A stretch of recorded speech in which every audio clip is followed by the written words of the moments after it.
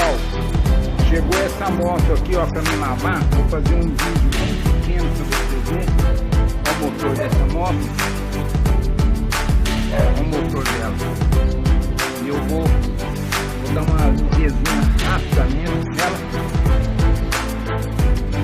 Entendeu? Olha como que ela tá. E depois, agora mesmo, eu venho te mostrar, tá bom? Como que ficou. Dá uma olhada aí. Vem comigo que nós vamos ver como nós vai fazer.